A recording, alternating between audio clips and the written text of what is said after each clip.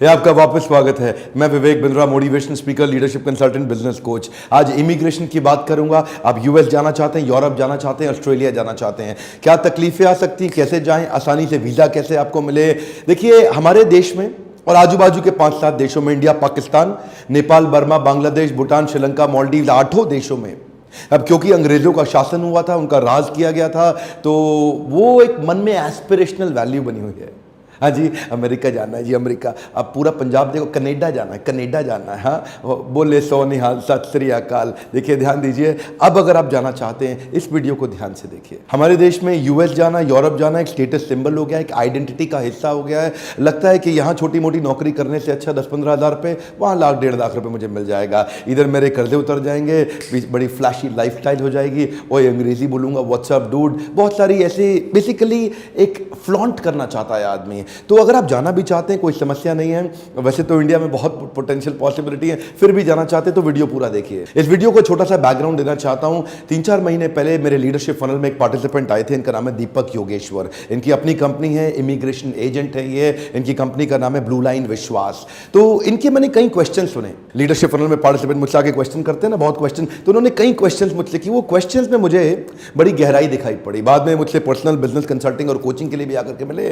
तो मैंने इनसे चर्चा करके महसूस किया, क्यों ना इस सब्जेक्ट पे केस स्टडी बनाया जाए। इस बिजनेस में कई प्रकार के एजेंट्स आ गए हैं। गलत सही एजेंट, गलत एजेंट आपसे नाजायज पैसे मांगता है, सही एजेंट हमेशा जायज पैसे मांगेगा। यूएस और यूरोप का वीजा लगना थोड़ा डिफिकल्ट होता है, तो वो मौके का फायदा उठाता है, आपके ऊपर तुक्का खेलता है, फ्लूक खेलता है। अगर लग गया तो मोटे पैसे कमा लेगा। एक्चुअली गलत एजेंट आपको तब तक ही फोन करेगा जब तक आपका पेमेंट नहीं आता, लेकिन सही एजेंट आपको तब तक फोन करेगा जब तक आपका वीजा नहीं लग जाता। यूएस का जो इमिग्रेशन प्रोसेस है वो इंटरव्यू बेस्ड है। तो गलत एजेंट जो है ना, वो कभी भी आपकी तैयारी नहीं करा पाएगा, लेकिन सही एजेंट आपके साथ टाइम स्पेंड करेगा, आपको पूरी तैयारी करा के देगा कि आप यूएस इमिग्रेशन कैसे क्लियर करें। वो आपको इंटरव्यू प्रोसेस के एफएक्यू सिखाएगा, बताएगा क्या क्वेश्चन पूछे जाएंगे, आपकी पूरी तैयारी करेगा। एक्चुअली जो एजेंट का नॉलेज ही नहीं है ना, अगर आपका बाई चांस वीजा रिफ्यूज हो गया तो आपको बता भी नहीं पाएगा कि रिफ्यूज हुआ क्यों है।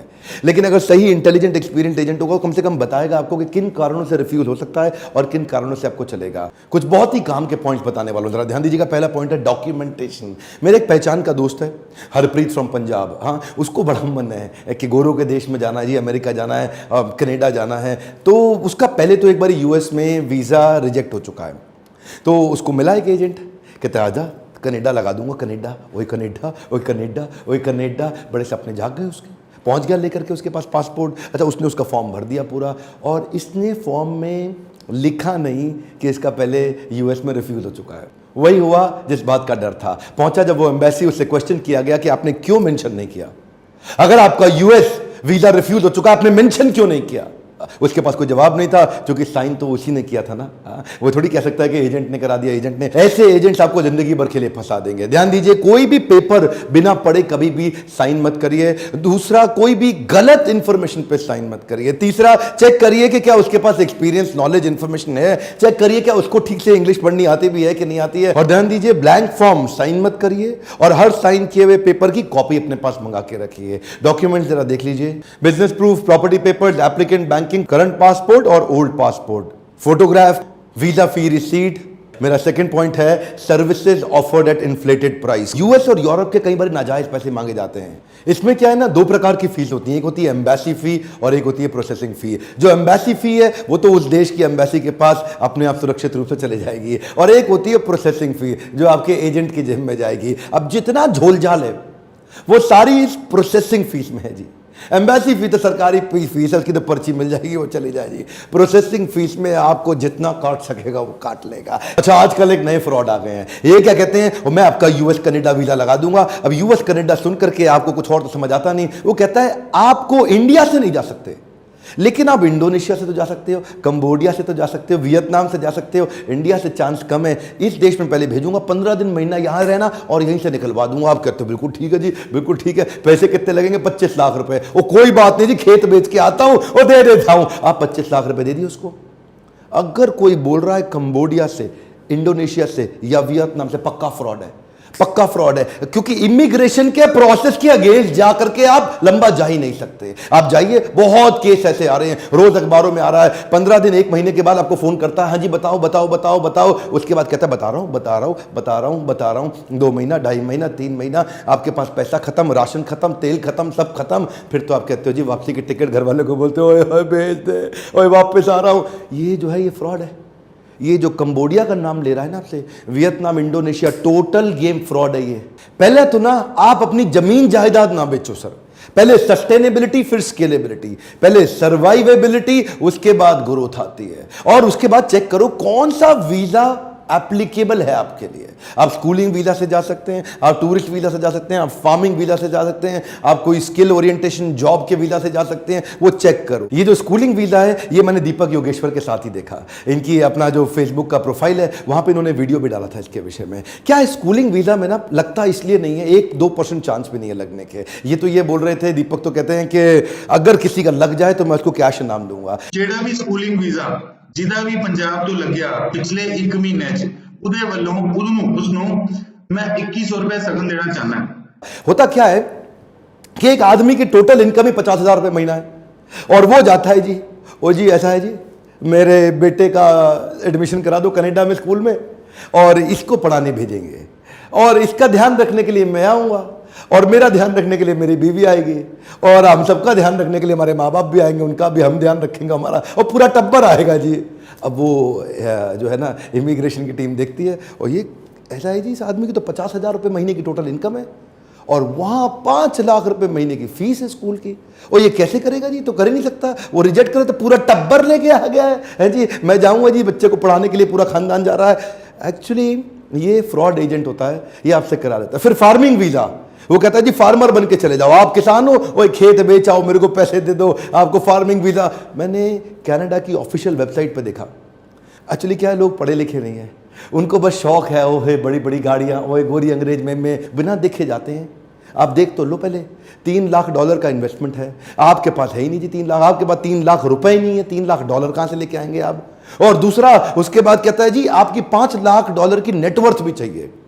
ये 2 तो मिनिमम रिक्वायरमेंट नहीं, अगर आप क्वालिफाई नहीं कर रहे, वेबसाइट के अब जो उनकी जो नॉर्म्स हैं वो पूरे ही नहीं कर रहे, तो क्यों अप्लाई कर रहे हैं। अच्छा अगला है वर्क परमिट का वीजा। ये जो वर्क परमिट का वीजा है इसमें भी कई सारी चीजें। पहला तो जो आपकी नौकरी लगवा रहा है उसके पास एक रिक्विजिट रिक्वायर्ड सरकारी लाइसेंस होता है, वो है या नहीं है, मैं उसके बारे में बताऊंगा। पर लेकिन दूसरा एक नया फ्रॉड आ गया जी। वो फ्रॉड क्या कहता है कि आपको अभी तो कुछ देना ही नहीं मुझे, आपको तो बस खाली अपने मेडिकल टेस्ट का, अपॉइंटमेंट लेटर का और कुछ बेसिक एक्सपेंसेस का पैसा देना है। जब आपकी नौकरी लग जाए अमेरिका में, आप जाके सेट हो जाओ, तनख्वाह 2-4 जेब में आ जाए, तब भेज देना। तो आप कहते हो जी तो बड़ा अच्छा आइडिया है जी। वो अखबार में लगातार ऐड निकालते हैं इस तरह से, और इस तरह 3-4 महीने तक बहुत सारे लोगों को बुलाते हैं और उनका मेडिकल टेस्ट कराते हैं। और जिस डॉक्टर से मेडिकल टेस्ट कराते हैं वो एम्बेसी का एम्पैनल डॉक्टर होता ही नहीं है, वो उनका प्राइवेट डॉक्टर है। वो टेस्ट करा के रिपोर्ट भी देगा बाकायदा आपसे, लेकिन टेस्ट कराने के बहाने आपसे 5 से 10 हज़ार रुपये ले लेंगे। अजी सारे टेस्ट होंगे, वो टेस्ट होगा 500 रुपए का। और इस तरह अगर वो टेस्ट के नाम पे 10-10 हज़ार रुपये 1,000 लोगों से ले गया अगले 2-3 महीने के अंदर, तो 10,000 मल्टीप्लाइड बाई 1,000, 1 करोड़ रुपया हो गया उसका। तो उसके तो ऐड का खर्चा भी निकल के आ गया, ऑफिस का खर्चा भी निकल गया, मेडिकल टेस्ट का खर्चा भी निकल के आ गया, नोट छापे अपना रातों रात गायब हो गया। और दूसरी तरफ एम्प्लॉयबिलिटी अगर वो जनरेट करके आपको दे रहा है, तो प्रोटेक्टर जनरल ऑफ इमिग्रेंट्स का एक लाइसेंस होता है। Government of India ministry of overseas Indian affairs एक सर्टिफिकेट देती है रूल 10(2) का। प्रोटेक्टर जनरल ऑफ इमिग्रेंट का अगर लाइसेंस नहीं है वहां से काम मत कराइए, पनिशेबल ऑफेंस है। वो पकड़ में आ गया तो सीधा जेल में जाएगा। आजकल तो लोग दूसरे के लाइसेंस पे सब ब्रोकर बन के काम कर रहे हैं। पहले चेक करिए, सही जगह से काम कराइए। ये बहुत सारे फ्रॉड्स को देखते हुए मैं जब दीपक जी के साथ उनकी बिजनेस कोचिंग कर रहा था, जो लीडरशिप फनल के पार्टिसिपेंट है, एक्चुअली इन्होंने इंस्पायर किया मेरे को वीडियो बनाने के लिए। ये जरूरी था वीडियो हमारे देश क्षेत्र में, खासतौर से पंजाब, गुजरात और केरला के यूथ्स के लिए। देखिए जीता जागता केस स्टडी देता हूं। लीडरशिप फनल प्रोग्राम में आए और आते ही इनके बिजनेस में एक नया जे कर्व आया, कुछ इंपॉर्टेंट चेंजेस लेकर के आए। काफी डिस्कशन किया, इन्होंने बहुत क्वेश्चन किए थे मुझसे प्रोग्राम में। सबसे पहला काम क्या किया, जो ये फीस चार्ज करते थे 10 लाख, उसको कर दिया 1 लाख। जो ये समाज में फीस लेते थे 1 लाख, उसको कर दिया 10,000। 10,000 को कर दिया 1,000। अपनी पैसे तो 1/10 कर दिए, लेकिन बिजनेस इनका 10 टाइम्स बढ़ गया। क्यों? स्केलेबिलिटी हो गई। देखिए कैसे हुई। अफोर्डेबिलिटी लाते ही साथ साथ इन्होंने फेसबुक और यूट्यूब पे knowledge based, information based channel को पे काफी फोकस करना शुरू कर दिया। ट्रांसपेरेंसी ले आए, एप्लीकेशन नंबर दे दिया एप्लीकेंट को कि आप खुद ही साथ में ट्रैक कर सको, उसको सिखा दिया कि फॉर्म सारे आप तैयार करके लाओ, उसके मैं आपको फीस चार्ज नहीं करूंगा। इतनी ट्रांसपेरेंसी लाते गए कि कस्टमर्स का इन पे फेथ बढ़ गया। इन्होंने बड़े सारे प्रॉब्लम वाले वीजास को सॉल्व करा दिया, अपने आप वायरल होते चले गए। इन्होंने कई सारे फ्रॉड से उजागर किया, जैसे कि वो स्कूलिंग वीजा मैंने आपको बताया, फार्मिंग वीजा बताया, उसकी तो उन्होंने पोल ही खोल दी पूरी। उससे क्या हो गया, पूरे पंजाब में इनके वीडियोस फैल गए। जैसे ही वायरल हुए, प्रॉब्लम सॉल्व करी, कस्टमर की प्रॉब्लम सॉल्व करने वाले को प्रॉफिट अपने आप आता है, और प्रॉफिट के पीछे भागने वाले को प्रॉब्लम आती है, कस्टमर की प्रॉब्लम सॉल्व होती नहीं है। ट्रांसपेरेंसी को बढ़ाने के लिए टेक्नोलॉजी बेस्ड मोबाइल ऐप लेकर के आ रहे हैं, जिससे जो आदमी एप्लीकेंट है उसको अब बार बार एजेंट के चक्कर नहीं काटने, एजेंट का दरवाजा नहीं खटखटाना, आराम से बिस्तर पे लेटे लेटे मोबाइल ऐप पे ट्रैक कर सकता है कि उसका वीजा कितना प्रोसेस हो गया, कितने दिन रह गए। अगला मेरा पॉइंट है डुप्लीकेट स्टिकर वीजा। ये आजकल बड़ा फ्रॉड हो गया जी। डुप्लीकेट स्टिकर वीजा, जो नए नए मशरूमिंग एजेंट आ रहे हैं ना, वो आजकल देखो, पीछे मेरी एक पहचान की लेडी थी, हमने चेक किया उसके बारे में, बेचारी 10 लाख रुपया गहना गिरवी रख करके ला के उसने एजेंट को दिया, कनाडा का वीजा लगा के देगा। ये कनाडा पता नहीं क्या हो गया पंजाब में, और वो 10 लाख रुपए लेकर के उसने काजी स्टिकर लगा के उसको दे दिया। अब वो बेचारी 3% कर्जे पे लेकर के आई थी, बाहर से 30,000 रुपए महीना कर्जा चुका रही है, और बाद में जाके उसको पता चला जी वो तो स्टिकर नकली है। लोग होलोग्राम चेक नहीं करते, उनको पता नहीं सरफेस पे क्या है, वो सामने डेट नहीं चेक करते, मैच नहीं करते, उसको देखते नहीं कोई स्टिकर निकल तो नहीं रहा था, देखते नहीं कि दोबारा तो नहीं चिपकाया हुआ, किसी और के नाम का तो नहीं चिपकाया हुआ, कोई वंस यूज्ड जिसपे कांटा मारा हुआ वो वाला तो नहीं चिपकाया हुआ। कुछ बेसिक चीज है जिसकी जानकारी होनी चाहिए आपको। एक और चीज ध्यान में रखनी है, कोई भी शॉर्टकट या डोंकी फ्लाइट नहीं लेनी है। ये डोंकी फ्लाइट भी बड़ा पॉपुलर है, और शॉर्टकट तो बहुत सारे आ ही रहे हैं कि पहले आपको मलेशिया ले जाते हैं, और मलेशिया में कोई आपको ले जा करके वहां पे अचानक होटल में बंद कर देगा, और उसके बाद पहले आपको पकड़ के मारेगा, पीटेगा, उसके बाद कहेगा अपने घर वालों से बोलो 20 लाख रुपए भेजे। अब वहां पे जाकर के आपका एक्सटॉर्शन होगा, किडनैपिंग होगी। और दूसरा होता है डोंकी फ्लाइट। डोंकी फ्लाइट क्या होगा, पहले किसी ऐसी कंट्री में, अमेरिका जाना आपको, सेंट्रल अमेरिका, तो साउथ अमेरिकन कंट्री में घुसा देंगे, और वहां से जंगल के रास्ते रातों रात आपको चुपचाप जंगल से छुपा छुपा के आपको अमेरिका में घुसा देंगे। बाद में रिफ्यूजी असाइलम दिलाकर, बड़ा इलीगल प्रोसेस है सर। रास्ते में आपको स्केलेटन, हड्डियां, गायें, मांस, पता नहीं क्या खाना पड़ेगा, पत्ते, पेड़, किससे आपको बहुत। और अगर मान लीजिए वहां पे बॉर्डर सिक्योरिटी फोर्स ने आपको गोली मार दी, ये सारे रिस्की इलीगल प्रोसेस हैं। इससे अच्छा क्या है, एक अच्छे एजेंट के पास जाओ जो आपको वो सारे एथिकल प्रोसेस सिखाएगा जिससे जाना पॉसिबल है, बिजनेस बिल्ड करना पॉसिबल है, अगर एथिकल प्रोसेस से जाने के बारे में सोचें। ये गलत शॉर्टकट आपको लंबा फंसा सकता है। और अगला, कॉन्ट्रैक्ट मैरिज से भैया बच के रहना।